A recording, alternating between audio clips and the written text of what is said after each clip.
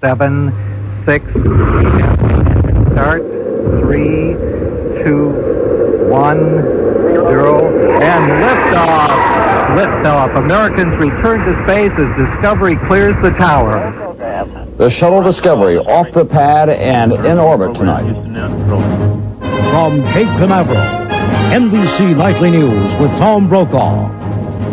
Good evening. It's been a day of tension, exhilaration, and exhaustion here at the Kennedy Space Center. A day when the American Space Shuttle program roared back to life with the first launch since the Challenger blew up in these same skies 32 months ago. Tonight, the Shuttle Discovery is in orbit and on schedule. However, as NBC's Robert Bazell tells us, the weather almost kept it on the launch pad today. Out on the launch pad, the closeout crew continues with their work. Before dawn, as workers on the pad made the final preparations and the crew ate breakfast, the expectation was that the launch would be postponed. We cannot launch today if the winds do not change either in direction and wind speed. The problem was that winds in the upper atmosphere were much weaker than usual for this time of year. NASA officials feared that the shuttle's computers, programmed to expect stronger winds, might drive the spaceship off course. Despite that, controllers gave the 5 astronauts permission to suit up. A group of co-workers cheered them on as they boarded the van for the trip to Pad 39B. The astronauts were obviously trying to relieve tension. Commander Rick Houck put on a pair of trick glasses before he climbed into the cockpit. Everything continuing to go very well in the... Ground controllers continued with the routine preparations during the countdown, still not expecting a launch. NASA officials had insisted they would not waive the new strict rules about weather, but suddenly they did. We have just heard Launch Director Bob Seek receive a go from all elements of the launch team. Once the launch appeared possible, there was obvious apprehension as the directors asked the final questions and made certain all systems were ready and safe. A final clear to launch from the range. Good luck and Godspeed. There was great relief when the countdown passed T-minus 31 seconds and the onboard computers took control, leading to the launch. 0, and liftoff. Liftoff. Americans return to space as Discovery clears the tower. There was joy on the ground and in the air when Discovery passed the point in flight where Challenger exploded. Discovery, go at throttle up. Time to go. Many people noticed a flame spouting from the left booster rocket, the part which caused the Challenger disaster. But officials do not think there was a problem. Not that we can see from those pictures or from the real-time data we got. Everything looks right down the line, but we'll look at this very carefully. After Discovery was headed safely for orbit, NASA Administrator James Fletcher talked to the people in launch control. Well, to start with, wow, that was really something. It's been a long wait. Everyone at the Kennedy Space Center shared that feeling. Robert Bazell, NBC News, Cape Canaveral. And NASA reports tonight that there has been a successful deployment from the Shuttle Discovery of the Relay and Tracking Data System satellite. That was the primary mission of this Shuttle Discovery as it goes on 4 days around the world. Once it left here, however, the shuttle was in the hands of officials at the Johnson Space Center in Houston. And NBC's Dan Molina is there tonight. As NASA's ground cameras gradually lost sight of Discovery, everyone inside of mission control at Houston's Johnson Space Center could finally breathe easily. The shuttle, the crew were in space. Nice to be in orbit. And Space Shuttle Discovery is now in orbit. The schedule this evening called for the launch of the Tracking and Data Relay satellite. It's designed to greatly expand communications between shuttles and the ground. As the checkout of the satellite began, there were words of appreciation for the job done in Houston. We sure appreciate y'all getting us on up to orbit the way we should be. And for those at the Cape. Just want to give our heartfelt thanks to all those folks down there who did all this good work. 32 months ago, NASA's official photographer captured the shock and the grief in mission control. Flight Director Jay Green, the man in charge. On the right in this picture, Dick Covey, the man who's now the pilot on board Discovery. Scenes a world away from the atmosphere in the control room today, the enthusiasm of tourists and employees watching on NASA's TV system, the relief among Space Center staffers as they finished up the day. Of course, I'll have to admit that I was sure relieved to see it go on up and see it perform as well as it did. I cried. It's very emotional. Flight controllers are now wrestling with a few in-flight problems, but they did what they've been waiting to do for 2.5 years. Their orbiter and 5 of their colleagues are safely in space. Dan Molina, NBC News at the Johnson Space Center, Houston. One of the NASA officials intimately involved in this launch is J.R. Thompson, who returned to the agency as part of the shakeup following the Challenger explosion. Mr. Thompson, you were keeping a very close eye today on those solid rocket boosters and on the main engines. Based on what you were able to see today visually and the data readout that you were getting, how did they perform? Well, everything that we've seen so far looks right down the middle of the road. We have no concerns right now at all. But we've still got a lot of data to analyze. We'll be looking at the hardware tomorrow on the boosters, and we're looking forward to that. But right now we feel good. In all of the hours leading up to this launch today, we were told if there was any problem with the weather whatsoever, the launch would not go off. Yet we had rainstorms just 17 miles offshore. The winds were variable a lot of the times. Does this mean that NASA can be more flexible than we were led to believe? No, we set up very strict criteria, and I think we adhered to it right down the line. You know, we delayed the launch about an hour and a half to get some additional winds aloft data. It met all of our criteria. The offshore rains were outside of the perimeter, and it was just a good day. But at the same time, NASA must have felt an enormous amount of pressure to get this off today with the whole world looking in. I know that you weren't going to risk anything that was going to go wrong with it, but at the same time, you are playing a public relations game because you've got to get back on track, correct? Well, we were obviously very interested in getting this shuttle launch off today, but I don't think there was any pressure. You know, if we couldn't have done it today, we were all prepared to come back tomorrow over the weekend and do it right. Now, there's been one mission here, and that is to get the satellite up and around. They're going to be up there for 3 more days, and then they're going to come back. This is an effective dry run, isn't it, not for NASA? Yes, this is certainly a good launch, and if we can get that satellite out, it'd be good. But we're really planning for the next decade. All right, thank you very much, J.R. Thompson, for being with us tonight. I'll be back in a moment with the cheering section here at the Cape and the worldwide audience for the return of the shuttle today.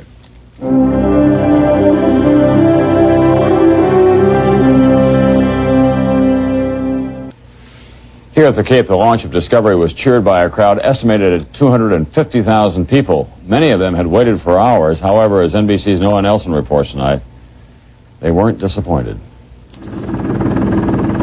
At dawn, they were still coming. Those who wanted to see the liftoff with their own eyes.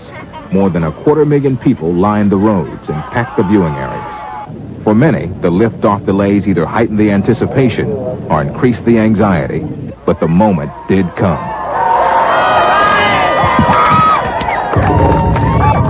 As the Discovery pierced the first bank of clouds, some held hands. Many simply held their breaths until the shuttle soared past the point in the sky where the Challenger had exploded. I thought it was wonderful. What do you mean, what did I think of it? It was wonderful. It's one of the greatest things I've ever seen in my whole life. Am I proud to be an American today? What a country. Among those celebrating were the friends of Krista McAuliffe, the teacher who died with the crew on the last shuttle mission. These teachers were part of the same program that allowed civilian McAuliffe to go on that mission. We were down here for the last one. And to see this one go every inch of the way, we were excited and happy and relieved and ecstatic and jumping and crying and whatever. They say today's success gives fuller meaning to the Challenger crew's sacrifice. Those who came to the launch not only shared an emotional moment, they also witnessed the return of pride in this country's space program. Noah Nelson, NBC News, Cape Canaveral, Florida. And across the country, the emotion was shared by millions of Americans who watched the liftoff on television. NBC's Robert Hager was among them. Americans everywhere watched at an exercise club in California's San Fernando Valley, in the recreation room of an American MP barracks in West Germany, George Woods, who'd been a student of Krista McAuliffe's. In McAuliffe's hometown, Concord, New Hampshire. I'm scared. In Korea, where some U.S. athletes stayed up until after 1:30 in the morning to watch. In DeWitt, Iowa, hometown of a crew member on this shuttle, astronaut David Hilmers, a vigil at his church. Hilmers' aunt, Mary Goodale. Well, right now, I'm very nervous. At Port St. John, Florida, where students at Challenger Elementary School, named in memory of the last shuttle, had made green hats, green for go on this launch, the students would be able to see the launch on the horizon from their playground. And in Huntsville, Alabama, they watched too, at the National Space Academy for high school students. 10, 9, 8, 7, 6, 5, 4, 3, 2, 1, 0.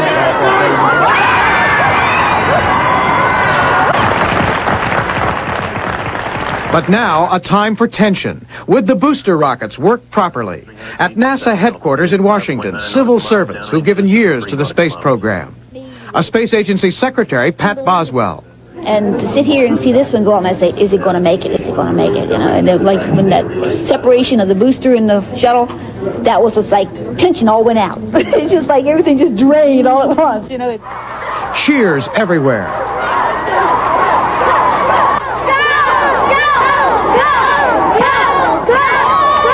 11:37. The Space Shuttle Discovery lifted off at the Kennedy Space Center.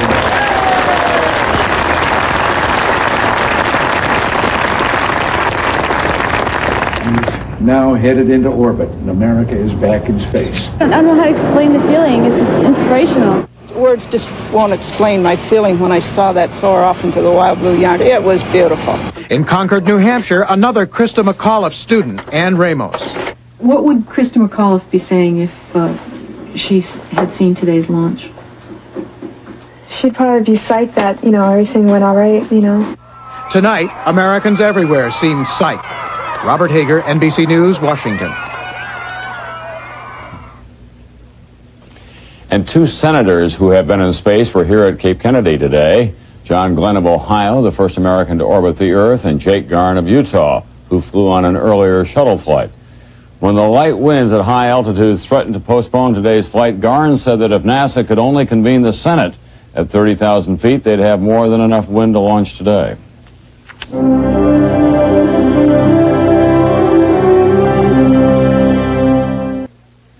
This year's Nobel Peace Prize was awarded today not to a statesman or a diplomat, but to the United Nations peacekeeping forces.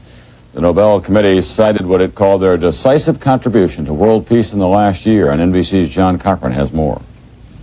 In southern Lebanon, UN peacekeepers had something to celebrate for a change. The UN hasn't decided how the $388,000 prize will be used, but the money wasn't important to them. What was important was the recognition that peacekeeping is difficult, dangerous work.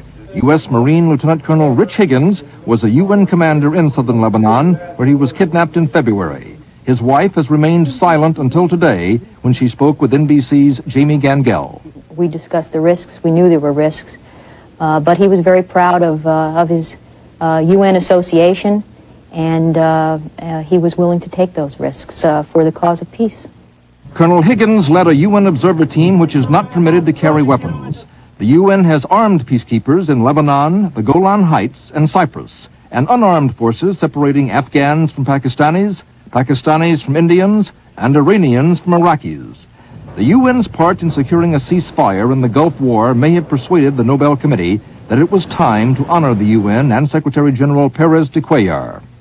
The prize is a tribute to the ideals of all those who have served this organization. The UN was also instrumental in the Afghanistan peace treaty, and the Soviets say they want the UN to play a larger role in solving other regional conflicts.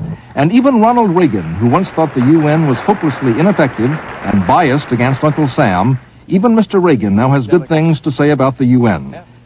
The President and Mikhail Gorbachev were in the running for the Nobel Prize, but Mr. Reagan says the committee made the right choice. I think it was an admirable decision. But UN officials realize their newfound popularity may last only as long as the superpowers feel the UN serves their interests. John Cochran, NBC News at the United Nations.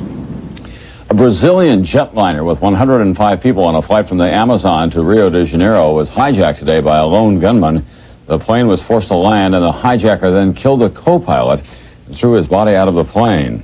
As ambulance workers carried the body away, officials tried to negotiate the release of the plane's passengers.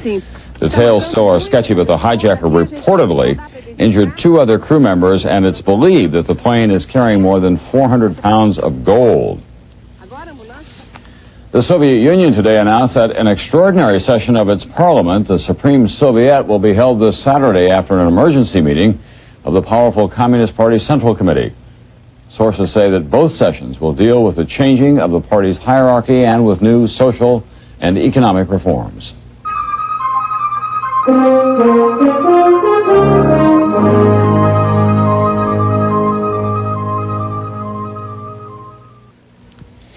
the presidential campaign, the candidates had a few of the same thoughts today. Both praised the successful launch of Discovery, George Bush declaring that America is back.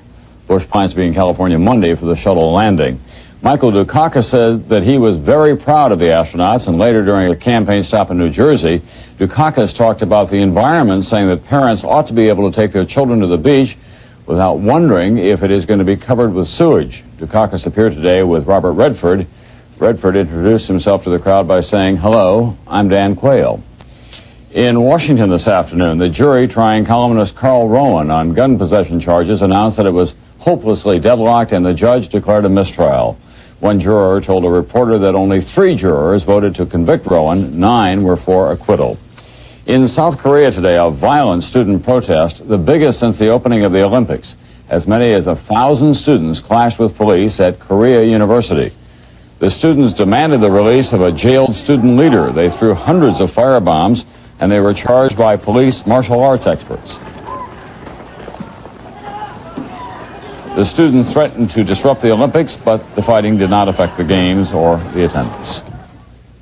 By the way, the British Olympic team said today that 2 of its athletes have failed a preliminary drug test in Seoul. The athletes have not been named, and a second drug test was being performed. For American Olympic athletes, it was a grand slam of gold today, and it was American women who set the records and brought home 3 of the 4 gold medals. Come on, put it up there. The long jump competition. Jackie Joyner-Kersee, coached by her husband.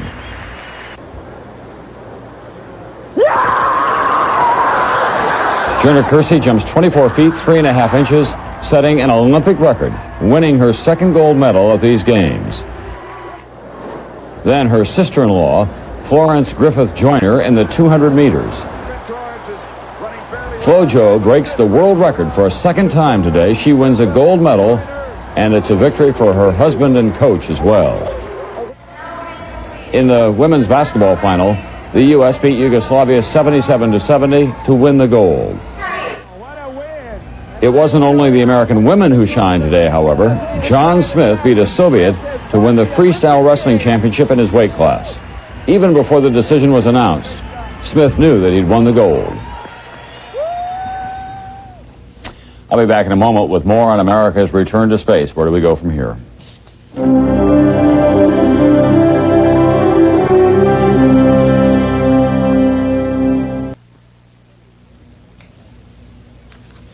The Soviet Union also has a space shuttle, which it has kept under wraps until today. Soviet television tonight used the opportunity of the Discovery launch to show off the first pictures of the Soviet shuttle to be launched later this year in an unmanned test.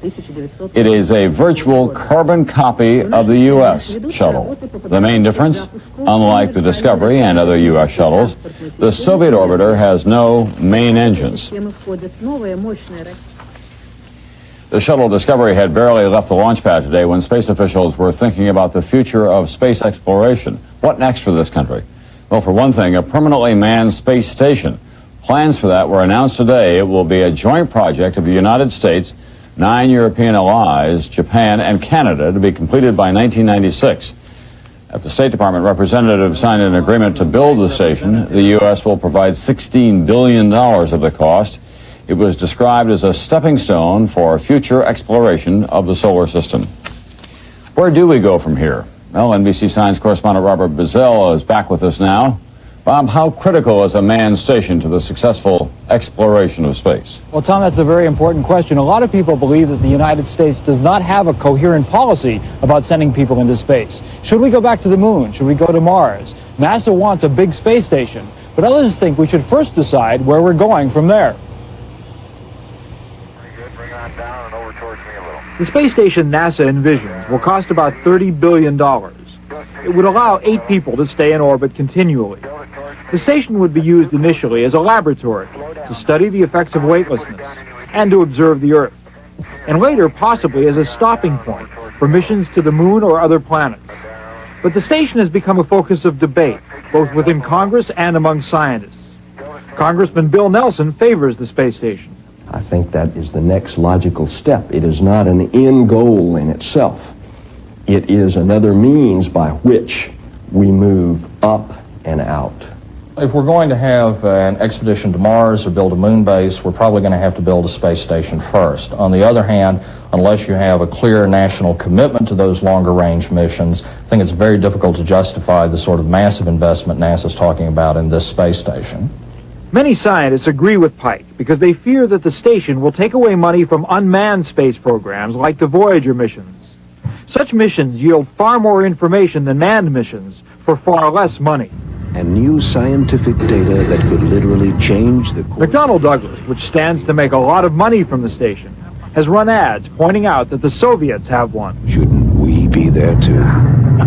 But critics point out that the Soviets are not ahead. The Soviet station Mir is less than half the size of Skylab, the station the U.S. had until it crashed to Earth in 1979.